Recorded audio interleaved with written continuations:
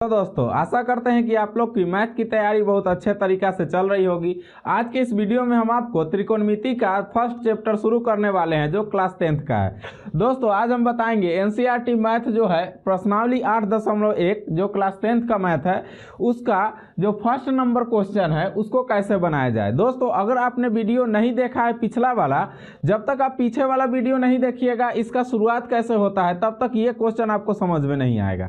इसलिए हम आपसे रिक्वेस्ट करेंगे कि इससे पीछे वाला वीडियो 2 वीडियो है त्रिकोणमिति के ऊपर, वो जाकर चैनल पर आप हमारे देख लीजिए, उसके बाद हम आगे इसको समझेंगे। चलिए इस क्वेश्चन को सॉल्व करने के लिए सबसे पहले क्वेश्चन को पढ़ेंगे। क्वेश्चन क्या कहता है, त्रिभुज एबीसी में जिसका कोण बी समकोण है, AB बराबर 24 cm दिया हुआ है और BC बराबर 7 cm दिया हुआ है। निम्नलिखित का मान ज्ञात करना है, साइन A और कॉस A का, साइन C और कॉस C का। दोस्तों बहुत ही कंफ्यूजन होता है, साइन A और साइन C ये कैसे निकलेगा। साइन A कॉस C हो तो कुछ समझ में आए, साइन A और साइन C एक ही त्रिभुज में 2 चीज कैसे निकलेगा, बहुत ज़्यादा कंफ्यूजन होता है। दूसरी बात, बहुत सारे विद्यार्थियों को AB और BC समझ में नहीं आता है कि लंब कहाँ रखे, कर्ण कहाँ रखे, कि इस तरह का दिक्कत आता है।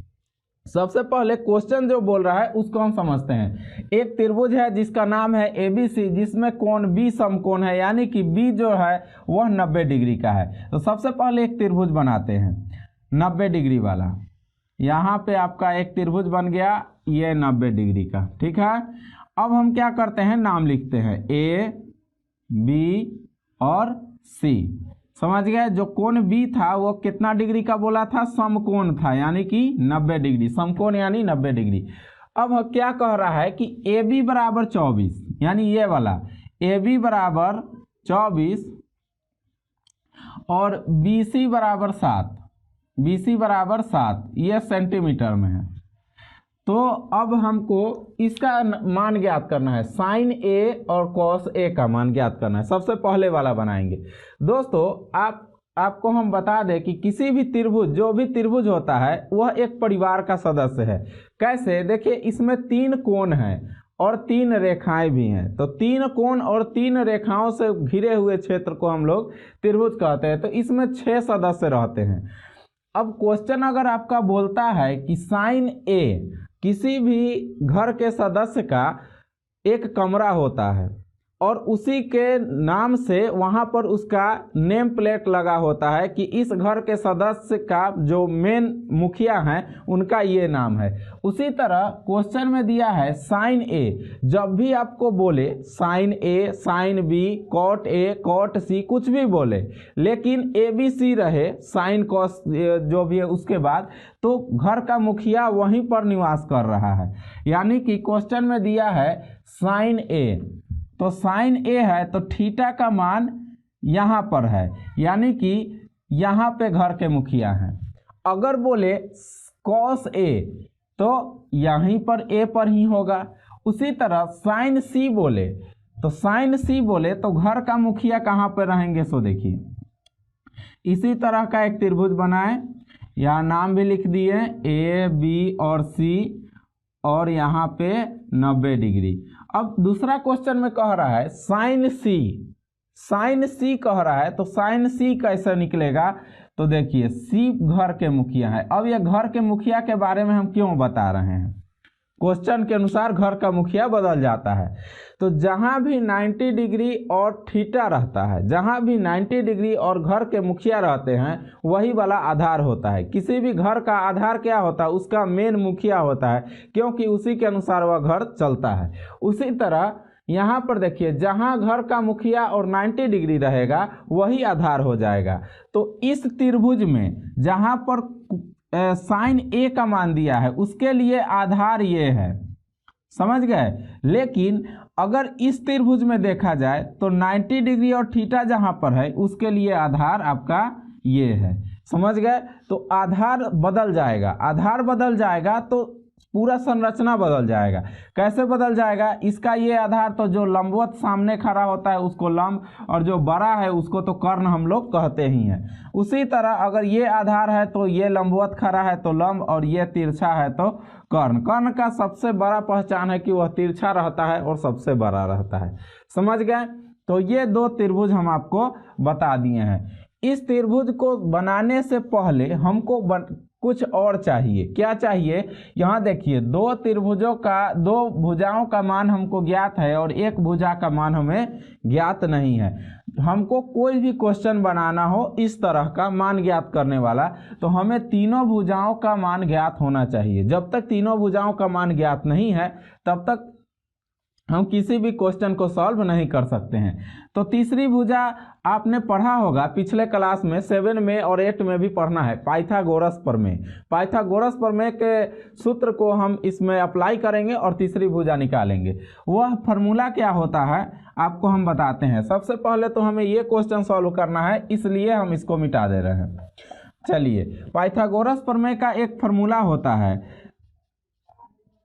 कर्ण का स्क्वायर बराबर लंब का स्क्वायर और प्लस आधार का स्क्वायर। समझ गए? हम शॉर्ट में लिख दिए हैं, थोड़ा सा आप भी अपना सेंस लगाइएगा कि अ और क का मतलब क्या होता है, इससे याद रहेगा आपको। तो चलिए, कर्ण का स्क्वायर, तो हमको क्या करना है, इसमें तो कर्ण ही निकालना है, तो कर्ण के जगह कर्ण ही लिखेंगे। कर्ण के जगह कर्ण ही लिखाएगा, कर्ण का स्क्वायर। लंब का स्क्वायर करना है। लंब इसमें क्या है, कोई से त्रिभुज से भी बना सकते हैं, इससे भी बनाइए, इससे भी बनाइए, उससे कोई फर्क नहीं पड़ता है। तो चलिए, कर्ण स्क्वायर, लंब स्क्वायर, लंब है आपका 7, तो 7 का स्क्वायर जोड़ आधार का स्क्वायर, आधार है आपका 24, तो 24 का स्क्वायर। अब चलिए, 7 सत्ते हो गया 49, और 24 का अगर स्क्वायर कीजिएगा तो 24 का स्क्वायर करने से आएगा 576। अगर ये दोनों को जोड़ दिया जाए तो आ जाएगा 625। यहाँ पर कर्ण स्क्वायर चलते आ रहा था। समझ गए? तो मान लीजिए कि अगर हमको कर्ण निकालना है, कर्ण स्क्वायर तो नहीं निकालना है, सिर्फ कर्ण निकालना है, तो स्क्वायर जब बदलता है बराबर के इधर जाता है। जैसे माइनस अगर इधर रहेगा तो बराबर के इधर जाएगा तो प्लस हो जाएगा। उसी तरह अगर स्क्वायर बराबर के इधर है तो जब स्क्वायर बदलेगा तो रूट में बदल जाता है। समझ गए? वर्ग जो है वर्गमूल में बदल जाता है, तो 625। अब कर्ण अगर निकालें हम तो 625 का अगर रूट करेंगे, यानी इसका वर्गमूल निकालेंगे, स्क्वायर रूट निकालेंगे, तो कितना आएगा? 25 आएगा, 25 cm। यानी कि आपका ये जो कर्ण था वह 25 cm का निकल गया। दोस्तों, हम चाहेंगे कि आप इसका स्क्रीनशॉट ले लें कि आगे फिर हम इसको मिटा करके क्वेश्चन को सॉल्व करें। चलिए दोस्तों, अब यहाँ पर देखिए कि तीनों त्रिभुज का मान आपको पता है। तीनों त्रिभुज का मान पता है, इसलिए जो भी क्वेश्चन बोले उसके आधार पर हम बना सकते हैं। क्वेश्चन कह रहा है कि साइन ए निकालिए, साइन ए बराबर, और फिर बोल रहा है कॉस ए बराबर निकालिए। तो साइन का मान पहले ज्ञात कीजिए। साइन थीटा बराबर क्या होता है? साइन थीटा बराबर होता है लंब बटा आधार। पिछले वीडियो में हमने आपको लाल बटा कक्का से भी समझाया था, लंब बटा आधार। और कॉस बराबर होता है लंब बटा कर्ण होता है, सॉरी, लंब बटा कर्ण, और इसका होता है आधार बटा कर्ण, आधार बटा कर्ण। चलिए, अब बस इसी पर बैठा देना है। ये कौन वाला है? ए वाला है, तो ए वाला है तो ए वाला त्रिभुज से बनेगा। और इसके अगला क्वेश्चन सी वाला है तो सी वाला से बनेगा, एकदम सिंपल है। तो ए वाले है तो इसके लिए हमको लंब बटा कर्ण चाहिए। ए यहाँ पर है, लंब कहाँ है? 7, और कर्ण कहाँ है? 25। बन गया, पहला आंसर निकल गया। दूसरा, कॉस ए बराबर आधार बटा कर्ण चाहिए, तो आधार कहाँ पर है? 24, और कर्ण कहाँ पर है? 25। माने जो जिसका मान है उसका मान हमने बैठा दिया, और ये भी आपका आंसर निकल गया। दोस्तों, अब इसी का दूसरा क्वेश्चन था, आपका था साइन सी इंटू और कॉस सी। साइन सी बराबर और कॉस सी बराबर, अब देखिए यहाँ पर साइन सी का मान, यहाँ था साइन ए का मान, तो ए के जगह मुखिया को रख करके बनाए हैं। और साइन सी का मान रहेगा तो सी के जगह मुखिया रहेगा तो आधार बदल जाएगा। अब आप देखिए कि यही सेम चीज़ यहाँ पर उतरेगा। जैसे आप देखिए यहाँ पर 24 था तो 24 लिख दिए, आधार कितना था 7 था तो 7 लिख दिए, 25 था तो 25। मतलब कि अंक नहीं बदलेगा, सिर्फ नाम बदल जाएगा। ये नहीं कि आधार, इसका आधार 24 था तो आधार को यहाँ पर ले जाके रख दे, वो नहीं होगा। जैसा था वैसा ही अंक उतरेगा, सिर्फ नाम चेंज होगा सी के आधार पर। साइन सी का मान, यानी कि साइन का मान क्या होता है, साइन का मान होता है लंब बटा कर्ण, और कॉस का मान होता है आधार और बटा कर्ण। अब आप देखिए यहाँ पर कि लंब बटा कर्ण, इसमें लंब कहाँ पर है, इसमें लंब है आपका 24 और आपका कर्ण कितना है, कर्ण है 25 साइन सी का, समझ गए। उसी तरह कॉस सी का अगर मान निकालना है तो आधार कितना है 7 और कर्ण कितना है 25। ये आपका आंसर हो गया। इस तरह से दोस्तों जो आपका प्रश्नावली 8.1 का था, 1 नंबर का पूरा क्वेश्चन हमने आपको समझा दिया। अगर आप 2 नंबर का भी क्वेश्चन सीखना चाहते हैं और अच्छे तरीका से इस त्रिकोणमिति को समझना चाहते हैं तो हमारे चैनल को सब्सक्राइब जरूर कीजिएगा। और आपको मिलते हैं अब दूसरे नेक्स्ट 2 नंबर के वीडियो को बनाते हुए।